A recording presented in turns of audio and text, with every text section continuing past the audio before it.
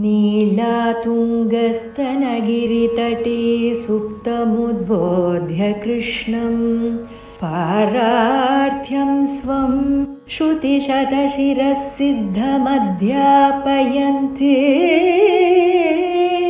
स्वोच्छिष्टायां सृजिनिगलितं या बलात्कृत्य भुङ्क्ते गोदा तस्यै नम इदमिदं भूय एवास्तु भूयः. அன்னவயல் புதுவையாண்டாள்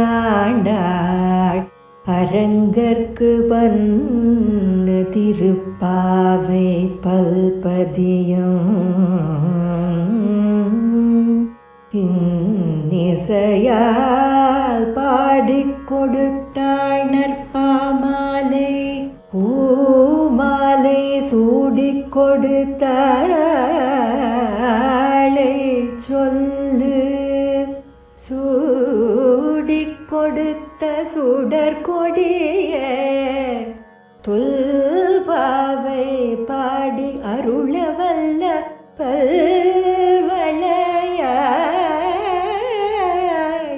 நாடி நீ வேங்கடவர்க்கு வேங்கடவர்க்கு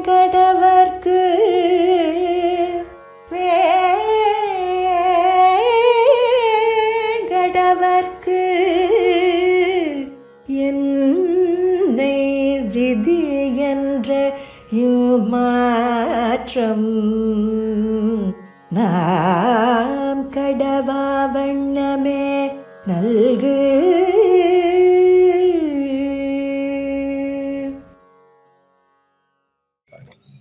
ஸ்ரீமதே ராமானுஜாய நமः. நீலாதுங்கஸ்தனகிரீதடி சுப்தமுத்போத்ய கிருஷ்ணம் பாரார்த்தியம் ஸ்வம் ஸ்ருதிசதசிரசித்தமத்யாபயந்தி சோச்சிஷ்டாயாம் சஜினிகலிதம் யா பலாக்ருத்ய முக்தே கோதாதஸ்யை நமைதமிதம் பூய ஏவாஸ்து பூயः. அன்னவயல் புதுவை ஆண்டாள் அரங்கற்கு பன்னு திருப்பாவை பல்பதியம் இன்னிசையால் பாடிக் கொடுத்தாள் நற்பாமாலை பூமாலை சூடிக் கொடுத்தாளை சொல்லு சூடிக் கொடுத்த சுடர்கொடியே தொல்பாவை பாடி அருளவல்ல பல்வளையாய் நாடி நீ வேங்கடவர்க்கு என்னை விதி என்னை மாற்றம் நான் கடவா வண்ணமே நல்கு. ஆண்டாள் திருப்பாவையிலே முதல் 5 பாசுரங்களாலே வரம் வியூகம் என்று சொல்லக்கூடியதான 5 நிலைகளை காட்டினாள். பரம் வியூகம் விபவம் அந்தர்யாமித்வம் அர்ச்சை என்ற 5 நிலைகளை காட்டினாள். 6வது பாசுரத்திலே இருந்து 15வது பாசுரம் வரை தன்னொத்த சிறுமியர்களை எல்லாம் தன்னோடு சேர்ந்து நோன்பு நோற்பதற்காக அழைத்தாள் ஆண்டாள். 16வது பாசுரத்திலே இருந்து எம்பெருமானையும் நந்தகோபரையும் யசோதையையும் அடுத்ததாக பிராட்டியையும் எழுப்புகிறாள் என்று இந்த பாசுரமானது இந்த திருப்பாவை 30 சொல்லப்படுகிறது. திருப்பாவை 30 என்று சொல்லக்கூடிய இதிலே எம்பெருமானாருக்கு மிகவும் பிடித்ததான ஒன்று ஆகையினாலே திருப்பாவை ஜீயர் என்று அவருக்கு பேர் வந்ததாக கூட இந்த திருப்பாவையினாலே நாம் காண்கிறோம். இதிலே 2 விதமான வியாக்கியானங்கள் பல இருந்தாலும் அதிலே 3000 படி 6000 படி என்றெல்லாம் பல வியாக்கியானங்கள் இருக்கிறது. அதிலே ஆச்சாரிய பரமாகவும் ஒரு வியாக்கியானமானது நம்முடைய முன்னோர்களாலே செய்யப்பட்டிருக்கிறது. இன்றைக்கு நாம் பார்க்கக்கூடியது 19வது பாசுரமான குத்துவிளக்கு என்று சொல்லக்கூடியதான பாசுரம்.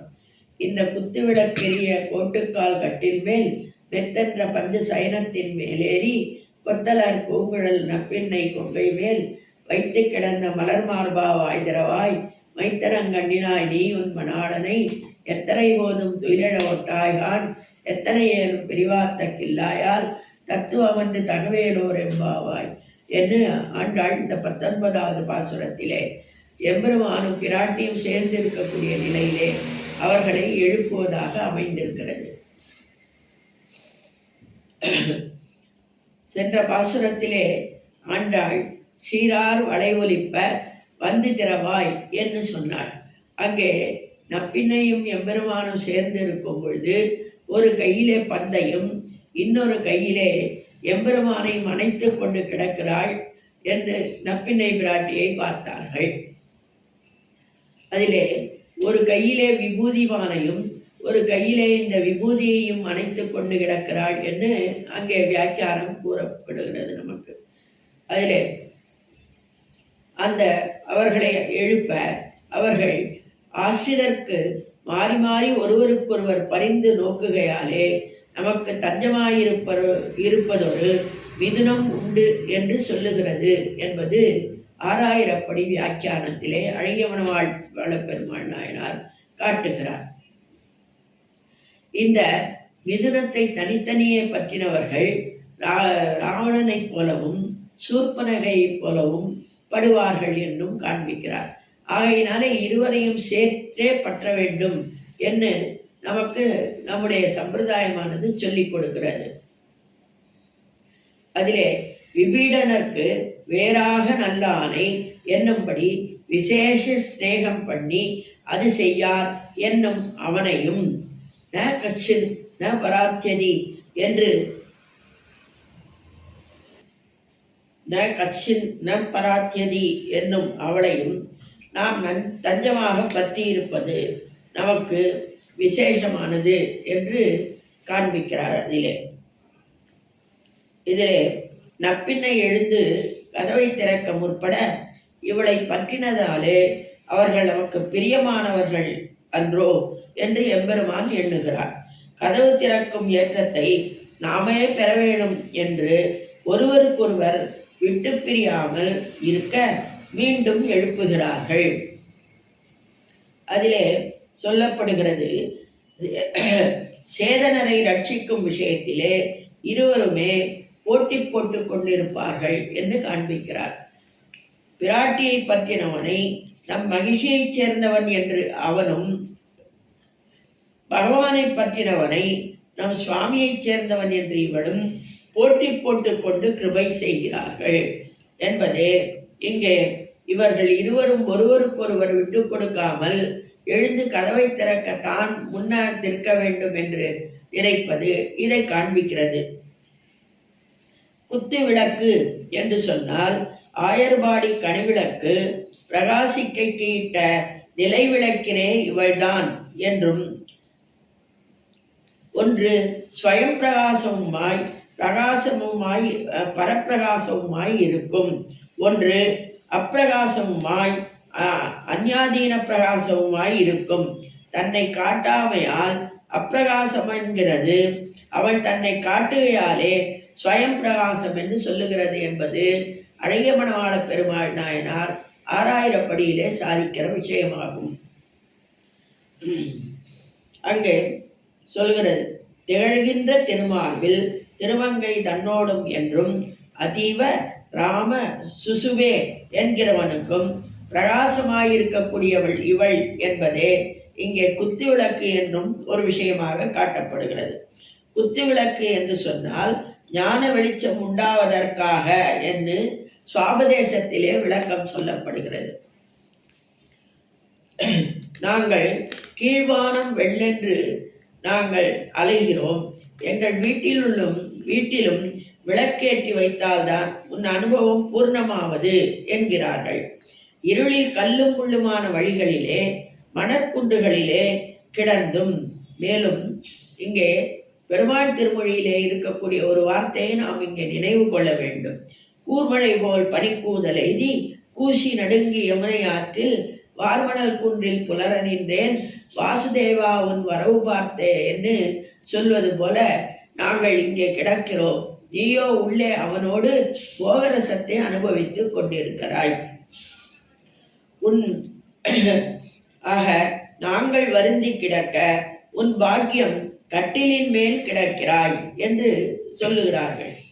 போட்டுக்கால் கட்டில் மேல், அதிலும் அந்த போட்டுக்கால் கட்டில் மேல் என்பதற்கு முன்பே இன்னொரு விஷயத்தையும் நாம் இந்த குத்துவிளக்கு என்பதிலே நாம் பார்க்கலாம்.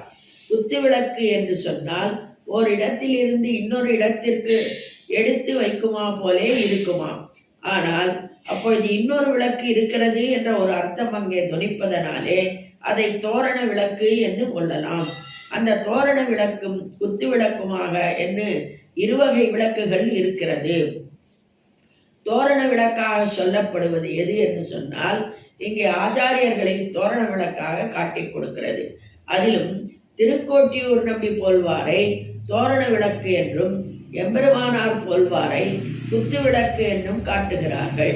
தோரண விளக்கானது ஒரு இடத்திலே இருக்கும் திருக்கோட்டியூர் நம்பி போல்வாரை, குத்து விளக்கானது பல இடங்களிலே எடுத்து வைப்பது போல பல இடங்களுக்கு சென்று தம்முடைய உபதேசத்தாலே சேதனர்களை திருத்தி அவர்களுக்கு எம்பெருமான் பற்றிய உணர்வையும் கொடுப்பது குத்து விளக்காகும். ஆக குத்து விளக்கு என்பது இங்கே எம்பெருமானாரையே குறிக்கும் என்றும் சொல்லலாம். அடுத்ததாக குத்து விளக்கு கோட்டுக்கால் கட்டில் மேல் என்று சொல்லும் பொழுது இந்த கால் என்று சொல்லக்கூடியது 4 கால்கள் இருக்கும் ஒரு கட்டிலுக்கு.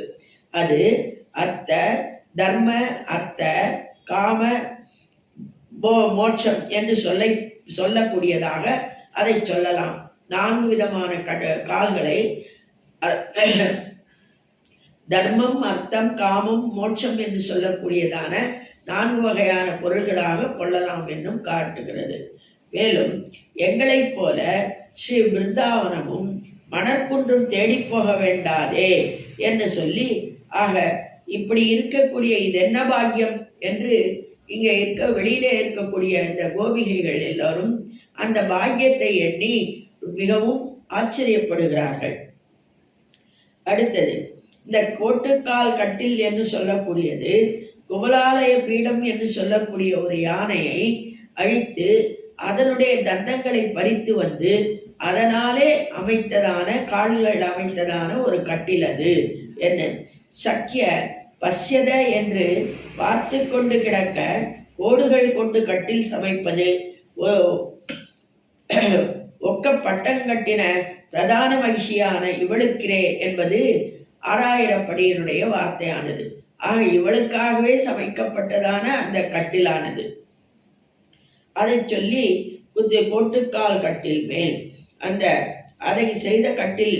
இந்த கட்டிலே இன்னொரு இந்த 4 என்ற கால்களுக்கு இன்னொரு விதமாக நாம் சொல்லலாம் என்றால், இந்த இடத்திலே சாஸ்திரங்களே 4 கால்கள் என்று காட்டப்படுகிறது. கட்டில் 4 கால்கள் தாங்குவது போல சாஸ்திர பிரமேயங்கள் எல்லாம் 4 வகைப்பட்டிருக்கும் என்று காண்பிக்கிறார் ஆச்சாரிய ஹிருதயத்திலே அழகிய மணவாள பெருமாள் நாயனார். அந்த 4 எது என்று சொல்லும் பொழுது இங்கே தேவர், மனிதர், விலங்கு, தாவரம் ஆகிய 4. வர்ணம் என்று சொல்லும் பொழுது அந்தனர், சத்திரியர், வைசியர், வேளாளர் என்று சொல்லக்கூடியதான 4. ஆசிரமம் என்று சொல்லும் பொழுது பிரம்மச்சரியம், கிரகஸ்தம், வானப்பிரஸ்தம், சந்நியாசம் என்று சொல்லக்கூடிய 4. அதிகாரம் என்று சொல்லும் பொழுது ஆர்த்தன், அர்த்தார்த்தன், கேவலன், பகவத் பிராப்திகாமன் என்று சொல்லக்கூடியது. ஆக ஆர்த்தன் இழந்த செல்வத்தை விரும்புபவன், அர்த்தார்த்தன் புதிய செல்வத்தை விரும்புபவன், கேவலன் ஆத்ம அனுபவத்தை விரும்புபவன், பகவத பிராப்திகாமன் என்று சொன்னால் பகவானை அடைய விரும்புபவன்.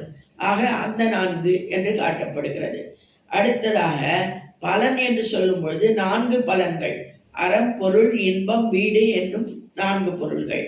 மோட்சம் என்று சொல்லும் பொழுது சாரோக்கியம், சாமீபியம், சாருபியம், சாயுஜ்யம் என்று சொல்லக்கூடிய 4 விதமான மோட்சங்கள். இந்த 4 கால்கள் என்பதே இங்கே 4 விதமாக இத்தனை பொருளும் அதிலே உள்ளது என்பதை காண்பிக்கிறது. ஆக சாலோக்கியம் என்பது இறைவனோடு சேர ஒரே உலகத்தில் இருப்பது. சாமீபியம் என்பது இறைவன் அருகிலே இருப்பது. சாருபியம் என்பது இறைவனுடைய உருவத்தை அடைதல் என்று சொல்லக்கூடியது. சாயுஜ்யம் இறைவனுடைய அனுபவத்தை பெறுவது. அடுத்தது சாதனம் என்று சொன்னால் கர்ம, ஞான, பக்தி, பிரபத்தி, அதாவது சரணாகதி என்று சொல்லக்கூடிய 4 சாதனங்கள். கதி என்று சொல்லும் பொழுது கர்ப்பகதி, யாமியகதி, தூமாதிகதி, அர்ச்சிராதிகதி என்று சொல்லக்கூடிய 4 கதிகளை சொல்லக்கூடியது. 4 கதிகள் என்று சொன்னால் கருவிலே செல்லுதல், யமலோகம் செல்லுதல், ஸ்வர்க்கம் முதலிய உலகங்களுக்கு செல்லுதல், மோட்ச உலகிற்கு செல்லுதல் என்று சொல்லக்கூடியதான 4 யுகங்கள் என்று சொல்லும் பொழுது கிருதயுகம், திரேதாயுகம், துவாபர யுகம், கலியுகம் என்று சொல்லக்கூடிய 4 யுகங்கள். யுக தர்மங்கள் என்று சொல்லும் பொழுது அந்த தியாயான் கிருதே யஜன் யஜ்ஜை, திரேதாயாம் துவாபரே அர்ச்சயன், யதாப்தோதி ததாப்தோதி கலோ சங்கீர்த்திய கேசவம் என்று சொல்லக்கூடியதாக காட்டப்படுகிறது. ஆக கிருதயுக யுகத்திலே தியானம், திரேதாயுகத்திலே யுகத்திலே தியானம், திரேதாயுகத்திலே யாகம், துவாபர யுகத்திலே அர்ச்சனை, கலியுகத்திலே துதித்தல் என்று சொல்லக்கூடிய 4 வியூகம் என்று சொல்லும் பொழுது வாசுதேவர், சங்கர்ஷனர், பிரத்யும்னர், அனிருத்தர் என்று சொல்லக்கூடிய 4 ரூபம் என்று சொல்லும் பொழுது கிருதயுகத்திலே வெண்மையாகவும், திரேதாயுகத்திலே பசுமையாகவும், துவாபர யுகத்திலே சியாமம் என்று சொல்லக்கூடிய வர்ணமாகவும், கலியுகத்திலே நீளமாகவும் இருக்கக்கூடியது. இப்படி 4 என்று சொல்லக்கூடியது 4 விதமான 4 கால்கள் என்று சொல்லக்கூடியது இதை காட்டுகிறது என்பதை இங்கே சொல்லுகிறாள். இது ஆச்சாரிய ஹிருதயத்திலே அழகிய மணவாள பெருமாள் நாயனார் சொன்னதான 4 கால்கள் என்பது சாஸ்திரங்களே என்று சொல்லும் பொழுது அந்த சாஸ்திர பிரமேயங்கள் எல்லாம் 4 வகைப்பட்டிருக்கும் என்பதாக இந்த 4 என்ற விஷயங்கள் காட்டப்படுகிறது.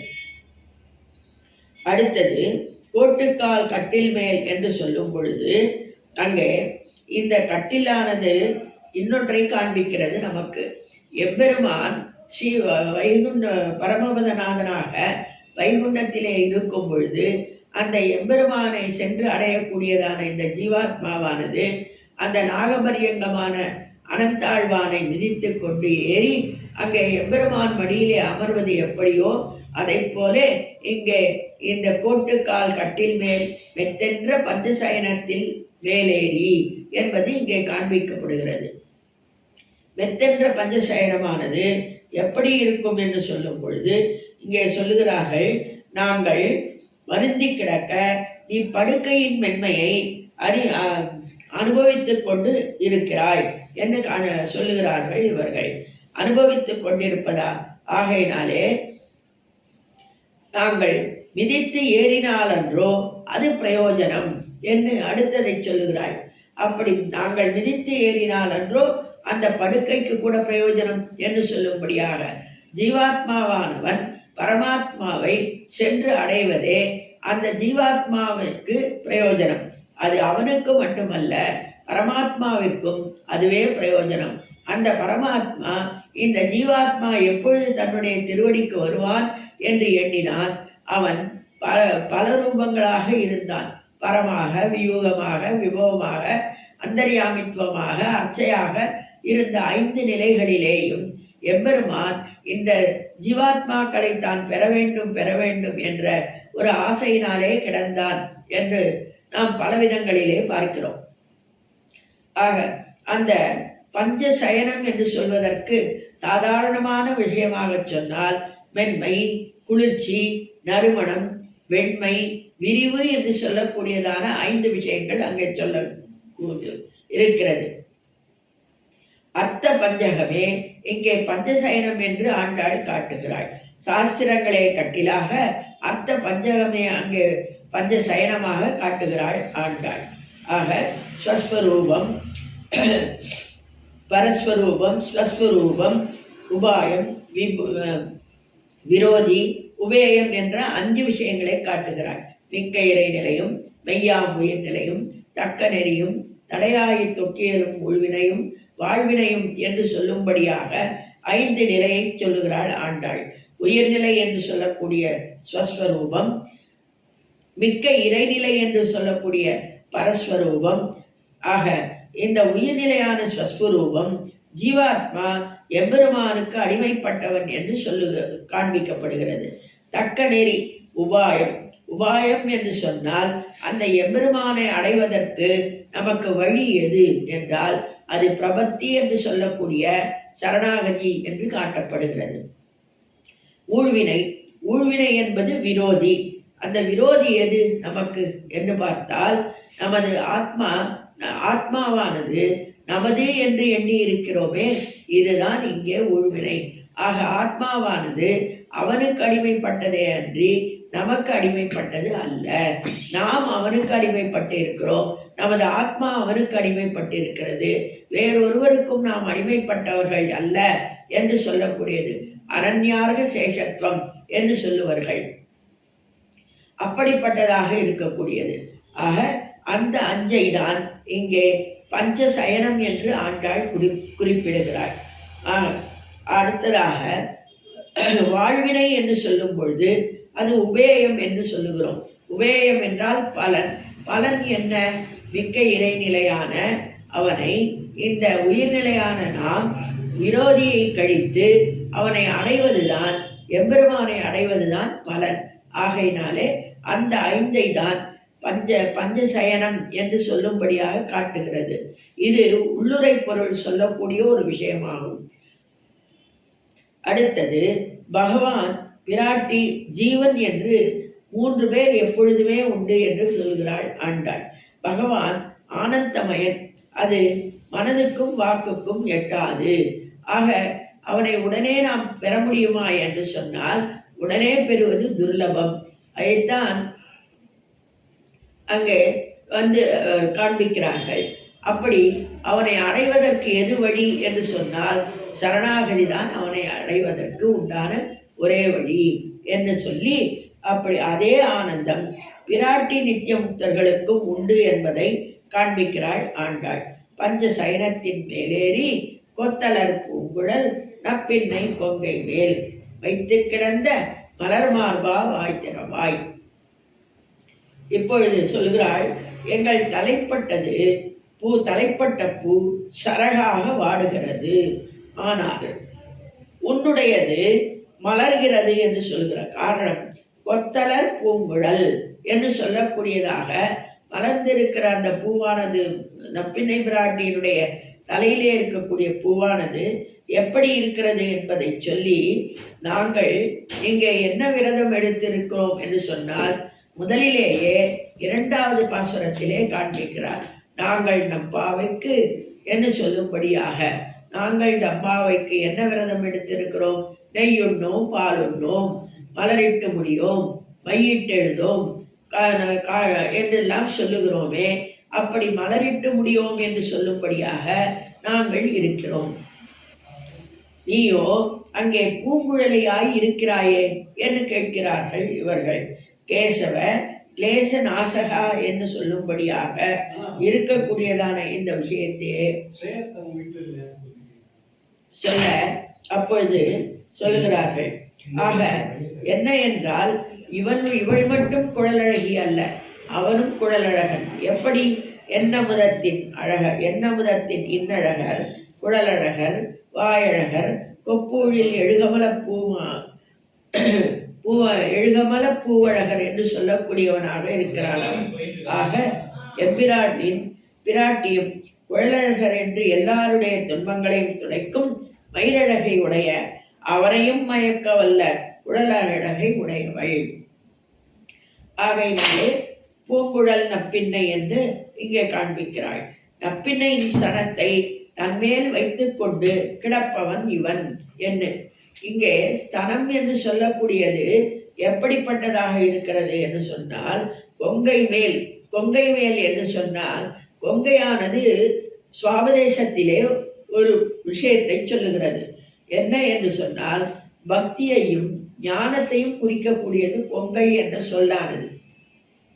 ஆக அப்படிப்பட்டதான அந்த கொங்கை மேல் என்று சொல்லக்கூடியதான அந்த எம்பெருமானை பற்றி இருக்கக்கூடியதான அந்த பக்தி, அடுத்தது ஞானம், இதுவே அங்கே காட்டப்படுகிறது. மலராள் தனத்துள்ளான் என்று சொல்லக்கூடியவனாக எம்பெருமான் இருக்கிறான். அவனுக்கு அரண் இவளுக்கு இருப்பிடம் அவன் மார்பு. ஆக இவளுடைய ஸ்பரிசத்தாலே பூரித்து படைக்கும் திருமார்பை உடையவனே என்று கூப்பிடுகிறார்கள். நப்பின்னை கொங்கை மேல் வைத்து கிடந்த மலர் மார்பா. ஆக அவன் மார்பின் மேலே அவளும் அவள் மார்பின் மேலே அவனுமாக இருக்கக்கூடியதான அந்த நிலையை சொல்லுகிறார்கள் இதிலே. அப்படி இருக்கக்கூடிய நீங்கள் வாய் திறவாய், அடுத்த வார்த்தையாக வாய் திறவாய் என்று சொல்லும் பொழுது இதற்கு என்ன அர்த்தம்? அப்படி என்ன சொல்ல வேண்டும்? இவர்கள் கதவை திறக்க வேண்டும் என்று தானே சொல்ல வேண்டும். போன பாசுரத்திலே சீரார் வளையொலிப்ப வந்து கதவை திறவாய் என்று தானே சொன்னார்கள். ஆனால் இந்த பாசுரத்திலே வாய் திறவாய் என்று சொல்வதற்கு என்ன காரணம் என்றால், உன்னுடைய கம்பீரமான ஒலி செவிப்படும்படி ஒரு வார்த்தை சொல்ல வேண்டும் என்று சொல்லுகிறார்கள். என்ன ஏனென்றால், அனன்யாகி மயா சீதா அனன்யா ராகவேனாகம் என்று ஒருவருக்கொருவர் பிணைப்பிண்டு கிடைக்கிறார்கள். ஆக அதனாலே இங்கே சொல்லுகிறார், அவர்களை பிரிக்கை என்பது கொடுஞ்செயலாக நினைத்து ஆண்டாள் சொல்லுகிறாள், இங்கே வாய் திறவாய் என்று சொல்லுகிறார்கள். ஆக இவர்கள் நமக்காக இவ்வளவு முற்படுகிறார்களே என்று வாய் திறக்கப் போக, இவன் நம்மை சேர்ந்தவர்களுக்கு நாம் முற்படுவதை ஒழிய நம் மணாளன் முற்படுவது தகாது என்று மைத்தடங்கண்களாலே வாயை திறக்காதிருக்க செய்கிறாளாம் அந்த நப்பின்னை பிராட்டி. இவர்கள் நம்மை அல்லவோ வந்திருக்கிறார்கள், நம்மை சேர்ந்தவர்கள் அல்லவா இவர்களும் நம்மை போல பெண்கள் அல்லவா? ஆகையினாலே நம்மை முற்பட்டவர்களுக்கு நாமே செய்ய வேண்டும் என்ற எண்ணத்தினாலே தன்னுடைய கண்களாலே ஜாடை காட்டி அவனை ஒன்றும் செய்யாமல் இருக்கும்படியாக சொல்லுகிறாள் பிராட்டி என்று காண்பிக்கிறாள். ஆக அப்படி சொல்ல அவனும் வாய் திறக்காமல் பேசாமல் இருந்தான் என்ன. அடுத்ததாக, வைத்தடங்கண்ணினாய் நீ உன் மணாளனை எத்தனை போதும் துயிலெழ ஒட்டாய் காண் என்ன. கருத்த பெரிய கண்களை உடையவளான இவள் எங்களுக்கு இருக்கிறாள். அப்படி நப்பின்னை பிராட்டியினுடைய கண்களானது கருத்து பெரியதாக இருக்கக்கூடியதாம். இதே மாதிரியான ஒரு விஷயத்தை நாம் முதலிலே கூட பார்க்கலாம். யசோதை ஏறார்ந்த கண்ணி யசோதை இளஞ்சிங்கம். ஏறார்ந்த கண்ணி என்று சொல்லும் பொழுது அழகான கருத்த கண்களை உடையவளான அந்த யசோதை என்று அங்கே காண்பிக்கும் பொழுது எம்பெருமானை பார்த்து பார்த்து பழகியதாலே கண்கள் கருத்து விட்டதாக சொல்வது போல இங்கே எம்பெருமானினுடைய மேனியை பார்த்து பார்த்து இருப்பதனாலே இவளும் கருத்த கண்ணாக உடையவளாக இருக்கிறாள் என்று சொல்லுகிறார்கள்.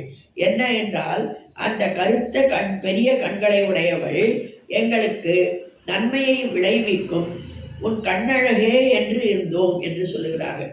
உன் கண்ணழகுனாலே அது எங்களுக்கு ஒரு பலனை தரும், ஒரு நன்மையை தரும் என்றெல்லாம் நாங்கள் நினைத்திருந்தோம். ஆனால் இப்பொழுது அந்த கண்களானதே எங்களுக்கு ஒரு விரோதியாக மாறிவிட்டது என்று சொல்லுகிறார்கள். காரணம் என்ன என்றால், உன் கண்ணினாலே அவனை கட்டி போட்டிருக்கிறாய் அல்லவா, வாய் திறக்க வேண்டும் என்று சொல்லும் பொழுது கண்ணாலே ஜாடை காட்டி அவன் திறக்க முடியாதபடி செய்தாலே. ஆகையினாலே இங்கே சொல்லுகிறார்கள், அப்படி வாய் திறவாய் என்று சொல்லும் பொழுது எப்படி கண்ணாலே செய்தாலோ அதை போலே அந்த கண்களானது நன்மை விளைவிக்கும் என்றோம். ஆனால் அதுவே இங்கே எங்களுக்கு பாதகமாக ஆகிவிட்டது என்று சொல்லி, நாங்கள் மையிட்டெழுதோம் என்று இருக்க நீ இடுவதோ என்று அதற்கு இன்னொரு அர்த்தமும் நாம் கொள்ளலாம். நாங்கள் மையிட்டெழுதோம், மலரிட்டு நாம் முடியோம் என்றெல்லாம் சொன்னோமே. நாங்கள் மையிடாதிருக்க நீ மைத்தடங்கண்ணினாய், மையை அணிந்த கண்களே உடையவளாக இருக்கக்கூடியவளே, நீ மட்டும் அதை இட்டுக்கொள்ளலாமா என்றும் ஒரு அர்த்தம். ஏன் இப்படி கேட்கிறார்கள் ஒரு பிராட்டியை பார்த்து என்று சொன்னால், அவளும் தாங்களும் ஒரே நிலைதானே, அவளும் இவர்கள் நம்மை போன்றவர்கள் தானே என்ற எண்ணத்திலே இருப்பவள் ஆகினாலே அதை சொல்லுகிறார்கள். அப்படி நாங்கள் மையிட்டெழுதோம் என்றிருக்க நீ மையிட்டு அவனை வசீகரித்த பின் அவனால் எங்களை காண முடியுமோ? ஆக கண்ணாலே அவனை கட்டி போட்டிருக்கிறாயே, அப்படி இருக்க எங்களாலே அவனை காண முடியுமோ என்று சொல்லி அதற்கு மேலே சொல்கிறார்கள், மைக்கண்ணினாய் என்று இவள் கண்ணில் இருப்பது உண்மையில் மையல்ல, மைப்படி மேனியானவனின் சாயலே உன் கண்ணுக்கு மையாய் விளங்கும் அம்மேனியை எங்களுக்கு கண்ணிலும் இடுவாயாக என்று இன்னொரு அர்த்தமும் சொல்லலாம். அந்த அவனுடைய கருத்த மேனியை கொண்டதாலே அதை பார்த்து பார்த்து உன்னுடைய கண்கள் எப்படி மையிட்டது போல ஆனதோ அதை போல அவனை நாங்களும் பார்த்து எங்களுடைய கண்ணுக்கும் மையிட்டெழுதோம் என்று சொல்லி இருந்த எங்களுடைய கண்ணுக்கும் அந்த மையழகை இட்டதான அழகை அவனை பார்த்து நாங்களும் பெறலாம் இல்லையோ என்று கேட்கிறாள். இங்கே அதிலே சொல்லுகிறாள், 16ஆம் ஆயிரவர் தேவிமார் பார்த்திருப்ப மதுவாயில் கொண்டால் போல் மாதவன் தன் வாயமுதம் பொதுவாக உண்பதனை புக்கையை உண்டக்கால் சிதையாரோ உன்னோடு செல்வ பெருஞ்சங்கே என்று சொல்லுவது போல இங்கே சொல்லுகிறாள். அவனை ஒரு கண நேரமும் படுக்கையை விட்டு எழ மறுக்கிறாய். அது எப்படி இருக்கிறது என்று சொன்னால், இந்த பாசுரமானது எதை காண்பிக்கிறது என்று சொன்னால், 16ஆம் தேவிமார் ஆக 16,000 தேவிமார்கள் எல்லாம் பார்த்திருக்க சங்கானது பாஞ்சசன்யம் என்று சொல்லக்கூடிய அந்த சங்காழ்மான் எம்பெருமானுடைய வாய் அமுதத்தை சுவைத்து கொண்டிருக்கிறான். இப்படி இத்தனை பேர் பார்த்து கொண்டிருக்கும் பொழுது இது பொதுவானது. அதாவது எம்பெருமான் எல்லோருக்கும் பொதுவானவன். அவன் இவர்களுக்கு அவர்களுக்கு என்று இருப்பவன் அல்ல. அப்படி இருக்கக்கூடிய பொதுவாக இருக்கக்கூடியதை நீ உண்டால் அது உனக்கு சிதையாரோ உன்னோடு செல்வ பெருஞ்சங்கே, அது உன்னோடு எங்களுக்கு உள்ளதான அந்த வேற்றுமையை சண்டை போடும்படி உன்னோடு நாங்கள் சண்டை செய்யும்படியாக செய்கிறதே, அதை நீ செய்யலாமா என்று அந்த பாசுரத்திலே காண்பிக்கப்படுகிறது. அதை போல அந்த எம்பெருமானை நாங்களும் பெற வேண்டும். அவனுடைய கருத்த மேனியை பார்த்து எங்களுடைய கண்களும் மையிட்டு எழுதியது போல இருக்க வேண்டும் என்பதனாலே மைத்தடங்கண்ணினாய் நீயுன் மணாளனை எத்தனை போதும் துயிலெழ ஒட்டாய்கான். ஆக ஒரு கண நேரமும் படுக்கையை விட்டு எழ மறுக்கிறாய் என்று சொல்லும்படியாக என்ன என்றால், அவனை விட்டு பிரியாது இருக்க வேண்டும் என்று, ஒரு கண நேரம் கூட பிரியாது இருக்க வேண்டும் என்று அவனை நீ மறுக்கிறாய் எங்களுக்கு தர என்று சொல்லுகிறார்கள். என்ன என்னால், நாம் முதலிலே பார்த்தது போல சேர்த்தி தான் அங்கே மிகவும் முக்கியமானது. ஆக அவனை பிரிந்திருக்க ஒன்னால் முடியாது என்று சொன்னால், அவனை பிரிந்து நாங்கள் படும் பாட்டை நீ பார்க்க வேண்டாமோ? நாங்கள் நோன்பு நோற்று, அதுவும் எப்படிப்பட்டது இடத்திலே மேலே சொல்லும் பொழுது, அந்த பனி பெய்யக்கூடிய கீழ்வானம் வெள்ளென்று எருமை சிறு வீடு என்று சொல்லக்கூடியதான அந்த பனிக்காலத்திலே பனியிலே வந்து அவனை அடைவதற்காக நோன்பை நோக்கக்கூடிய நாங்கள் இருக்கிறோமோ, அப்பொழுது எங்களை பிரிந்து இருக்கலாமா?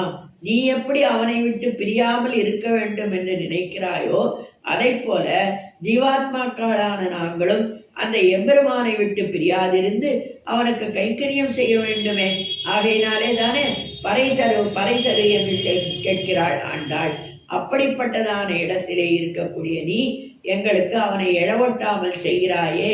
எத்தனை போதும் உயிரெழ ஒட்டாய்கான், எத்தனையேலும் பிரிவாற்றக்கில்லாயால் தத்துவம் என்று தகவேலோர் எம்பாவாய் என்று சொல்லுகிறாய். எத்தனை போதும் பிரிவாற்றக்கில்லாயால், ஆக அவனை விட்டு பிரியாமல் இருக்கக்கூடிய நீ எப்படி, அவனோடு இருக்கக்கூடிய நீ எப்படி இருக்கிறாயோ அதை போல நாங்களும் அவனுக்கு இருக்க வேண்டும் அல்லவா என்று சொல்லுகிறாய். இந்த இடத்திலே இன்னொரு விஷயத்தை பார்க்கலாம். எத்தனை போதும் எத்தனையேலும் பிரிவாற்றகில்லாயால் என்று சொன்னால், இது ஆச்சாரியனை காண்பிக்கிறது என்பதையும் இங்கே கொள்ளலாம். ஆச்சாரியனை எப்படி இது காண்பிக்கும் என்று சொன்னால், ஆச்சாரியன் செய்த உபகாரமானது தூய்தாக நெஞ்சுதன்னிலே தோன்றுவேல் என்று சொல்லக்கூடியதான அந்த வார்த்தையை பார்த்தோம் என்னால், ஆச்சாரியனை விட்டு சிஷ்யனானவன் பிரிந்திருக்க கூடாது என்று காண்பிக்கிறது. அப்படி பிரிந்திருந்தால் அவர்கள் அந்த ஆச்சாரிய சிஷ்ய பாவத்திலே ஆச்சாரியனை விட்டு பிரிந்திருக்கிறோமே என்பதே அந்த இடத்திலே ஒரு பெரிய நோயாக அவர்களை பற்றும். ஆகையினாலே ஆச்சாரியன் செய்த உபகாரம், அந்த உபகாரத்தை நினைத்தால் நமக்கு பிரிந்திருக்க தோன்றாது. எந்த உபகாரம் ஆச்சாரியன் செய்தான் என்று சொன்னால், இங்கே நமக்கு ஞானத்தை உண்டாக்கியவன் ஆச்சாரியன். ஞானம் அனுஷ்டானம் இவை நன்னாகவே உடையவனான குருவை அடைந்த கால் மாநிலத்தில் தேனார் கமல திருமாமகள் கொழுடன் தானே வைகுந்தம் தரும் என்று சொல்லும் விதமாக நமக்கு ஞானத்தையும் அனுஷ்டானத்தையும் போதித்த ஆச்சாரியனை விட்டு பிரிந்திருக்க மனசு வருமா? ஆகையினாலே அப்படி எத்தனையேனும் பிரிவாற்றக்கில்லாயால் என்பதற்கு இப்படியும் ஒரு அர்த்தத்தை நாம் அங்கே கொள்ளலாம். ஆச்சாரியன் செய்த உபகாரம் என்ன என்று சொல்லும் பொழுது அதிலே பலவிதமான உபகாரங்கள் இருக்கிறது. இன்னைக்கு ஆச்சாரியனிடத்திலே கற்ற விஷயத்தைத்தான் நாம் அந்த எம்பெருமானிடத்திலே கொண்டு செல்கிறோம். அந்த எம்பெருமானே நமக்கு எல்லாம் என்று தஞ்சம் என்று இருக்கிறோம். அந்த ஞானம்தான் அவன் நமக்கு முதலிலே சொன்ன அர்த்த பஞ்சகத்தை எல்லாம் நமக்கு கொடுக்கிறது. ஆச்சாரியனே நமக்கு எல்லாம் என்று சொல்லக்கூடியதானது என்றெல்லாம் அந்த ஒரு வார்த்தைக்கு நாம் பொருள் கொள்ளலாம். அடுத்தது தத்துவம் என்று தகவேலோரும் பாவாய் என்று சொல்லுகிறாய். ஆக இது எப்படி என்று சொன்னால் உன்னுடைய ஸ்வபாவத்திற்கும் தகாது, தயையும் அன்று என்று சொல்லுகிறது. தத்துவம் என்று சொன்னால் உண்மை, தகவு என்று சொன்னால் தர்மம். ஆக உண்மையும் இல்லை, அது தர்மமும் இல்லை. எப்படி என்று சொன்னால் உன் ஸ்வபாவத்திற்கு தகுந்ததன்று. ஏனென்றால் நீ புருஷகார புதை என்றோ, நீ எம்பெருமானோடு எங்களை சேர்த்து வைப்பவள் என்றோ. ஆகையினாலே தானே நீ பிராட்டியான நீ புருஷகாரம் பண்ணுபவளாச்சே.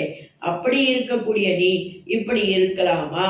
அது உன்னுடைய உண்மையான நிலைக்கு ஸ்வரூபமும் இல்லை, உன்னுடைய ஸ்வபாவத்துக்கும் தகுந்ததாக இல்லை என்று சொல்லுகிறார்கள் இங்கே. அகில ஜெகன்மாத்திரம் என்பதற்கு அது சேராது என்று சொல்லுகிறார்கள்.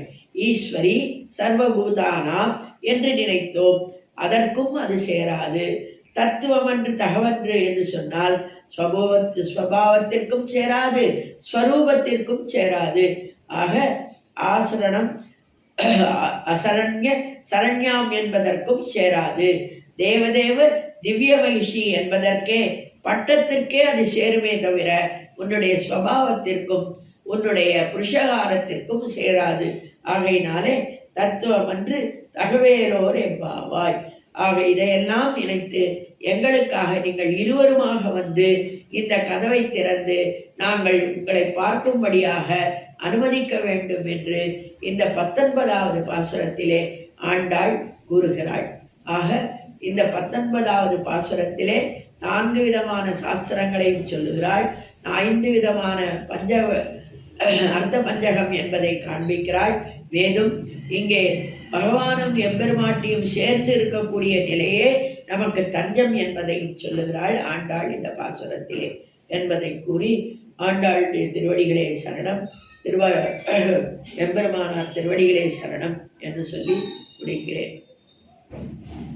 பற்பமென திகழ் பைங்கழலும் தன் பல்லவமே விரலும், பற்பமென திகழ் பைங்கழலும் தன் பல்லவமே விரலும், பாவனமாகிய பைந்துவராடை பதிந்த மருங்கழகும், பாவனமாகிய பைந்துவராடை பதிந்த மருங்கழகும், முப்புரி நூலோடு முன்கையில் ஏந்திய முக்கோல் தன்னழகும், எப்பொழுதும் யதிராசன் வடிவழகு என் இதயத்துள்ளதால், இல்லை எனக்கெதிர் இல்லை எனக்கெதிர் இல்லை எனக்கெதிரே, இல்லை எனக்கெதிர் இல்லை எனக்கெதிர் இல்லை எனக்கெதிரே,